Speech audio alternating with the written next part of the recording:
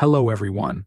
In this video, I will show you how to uninstall Windows 11 version 25H2 and roll back to version 24H2.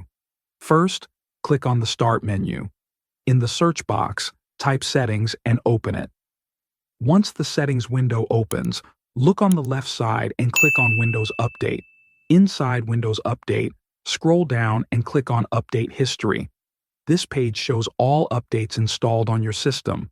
Scroll to the bottom of the page and find the option called Uninstall Updates. Click on it. A new window will open showing a list of installed updates. Since 25H2 is enabled through a small update, you do not need to remove the whole system.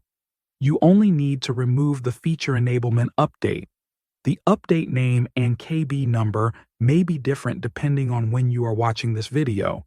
Look for an update that mentions feature enablement or version 25H2. Once you find it, click on the Uninstall button next to it. Windows will ask for confirmation. Click Uninstall again and wait for the process to complete. This may take a few minutes. After the uninstall is finished, you will see a message asking you to restart your computer. Click Restart Now. Your system will reboot and apply the changes.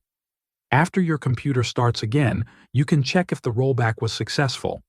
Open the Start menu, go to Settings, then click on System. Scroll down and select About. Under Windows Specifications, look for the Version section. It should now show Windows 11 version 24H2. This confirms that the rollback is complete. Thanks for watching.